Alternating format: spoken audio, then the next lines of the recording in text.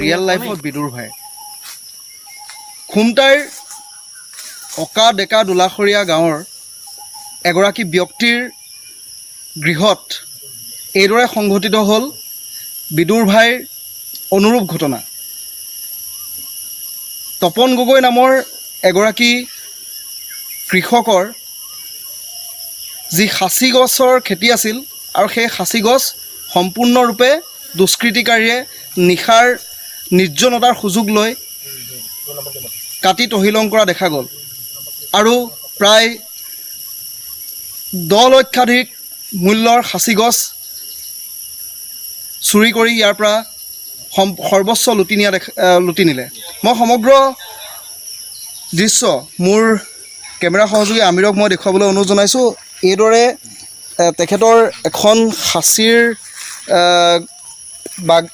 বাগান আছিল আৰু এই সাঁচিৰ বাগানৰ পৰা বহু পৈণত সাঁচি গছ ইতিমধ্যে এনেদৰেই কাটি তহিলং কৰি ইয়াৰ পৰা তেওঁলোকে বিদুৰ ভাই কায়দাৰে ইয়াৰ পৰা সাঁচি গছ দুষ্কৃতিকাৰীয়ে চুৰ কৰি লৈ যোৱা দেখা গ'ল আৰু এতিয়া সেই ব্যক্তিজনে মূৰত খৰক ভাগি পৰিছে, কাৰণ তেখেতে সাঁচি গছ বিক্ৰী কৰিয়ে বা অন্যান্য খেতি বাতি কৰি তেখেতে নিজৰ লগতে পৰিয়ালটো পোহপাল দি আছিল। কিন্তু তেখেতৰ এই কষ্টোপাৰ্জিত কষ্ট আৰু পৰিশ্ৰমেৰে তেওঁ ইয়াত প্ৰতিষ্ঠা কৰা সাঁচি গছৰ যিখন বাগিচা সেই বাগিচাখন সম্পূৰ্ণৰূপে ধ্বংস কৰি লৈ গ'ল দুৰ্বৃত্তই।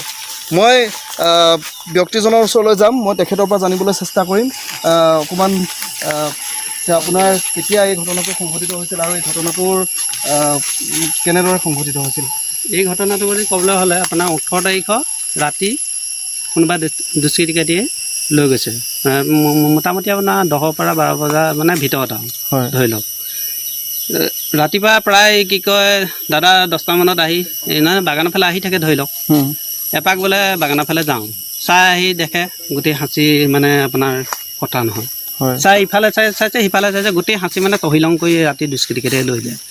লগালগ মোক মানে কি কয় দাদাই ফোন কৰিছে যে মানে সাঁচি গছ কাটি লৈ গ'ল। ডাইৰেক্ট মই আহি চালোঁ যাওক ঘটনা হ'ল এইখিনিতো কিমান বহুত লৈ গ'ল, কি কৰোঁ উপায় নাপায় মই VDB ছেক্ৰেটাৰীলৈও জনাইছোঁ কথাটো। তাৰপৰা আপোনাৰ কি কয় জনাই ক'লোঁ যে এইখিনিয়ে কি কয় লৈ গ'ল।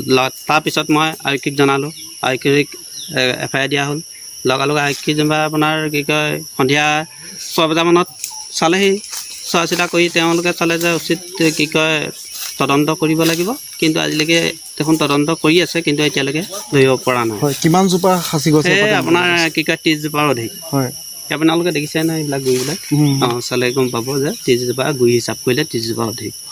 নিজে মানে মনত আমি যে যিখিনি ৰুইছিলোঁ কিমান বেয়া লাগিছে নিজকে। আজি মানে আমি নিজেই বিক্ৰী নকৰোঁ গছ, কোনোবাই বেপাৰী খুলিলেও আমি বিক্ৰী নকৰোঁ। এইকাৰণে বিক্ৰী নকৰোঁ, গছজোপা বিকিলে আমাৰ মানে হৃদয়খন কিবা লাগি যায় ন, পইচাকেইটা পালেও আমাৰ মানে ইমানে বেয়া লাগে।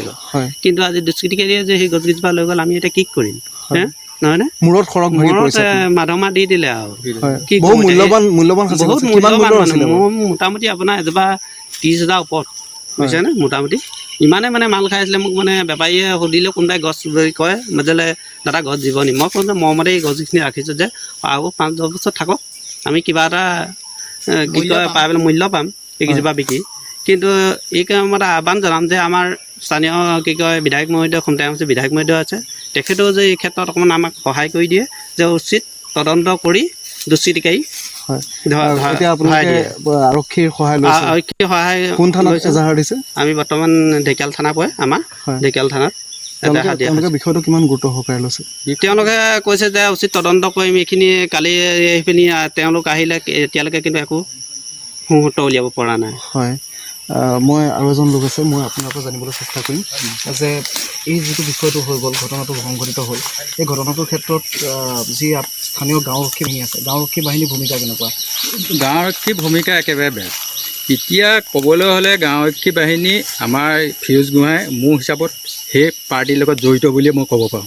কিয় তেওঁক আমি প্ৰথম অৱস্থাত কৈছোঁ যে আমি তোমাক এখন FIR দিবলৈ এই ভাইটিয়ে লগ ধৰিছে যাম বুলি কৈ তেওঁক 5 বাৰমান ফোন মাৰিছে, তেওঁ ৰিচিভ কৰা নাই। কিন্তু আমাৰ গাঁৱৰ আৰক্ষী বাহিনী ইমানেই দুৰ্বল বুজিছেনে, ভয়াটো এতিয়া চোৰৰ লগত জড়িত আমাৰ গাঁৱৰ আৰক্ষী বাহিনী ফিৰোজ গোহাঁই মই ডাইৰেক্ট ক'ম তাৰমানে এতিয়া মই এটা আহ্বান কৰিছোঁ আৰক্ষী প্ৰশাসনকো কৈছোঁ আৰক্ষী প্ৰশাসনে ঢেকীয়াল থানাই যিমান যাৰ জোৰে তৎপৰতাৰে কাম কৰিব লাগিছিলে সেই কাম ব্যৰ্থ হৈছে আৰু খুমটাই সমষ্টিৰ বিধায়ক মহোদয়ক মই আহ্বান জনাইছোঁ আমাৰ যাতে এই সাঁচি গছৰ উদ্ধাৰ কৰি আমাক সুফল দিয়ে আমি বিধায়কক মানে আপোনালোকৰ জীৱিকাৰ একমাত্ৰ মাধ্যম আছিলে মাধ্যম এয়াই আমাৰ চাচি গছে আমি খেতি বাতিও কৰোঁ খেতি বাতিৰ লগতো জড়িত আমাৰ সেয়াই আমি কিন্তু এটা বিধায়কক অনুৰোধ জনাইছোঁ যে সেই বিষয়টোৰ ওপৰত তদন্ত কৰক আৰু আৰক্ষীকো কওক আৰক্ষীয়ে কিন্তু আমাৰ ঢেকীয়াল আৰক্ষীয়ে এতিয়ালৈকে আমাক একো তদন্ত উপায়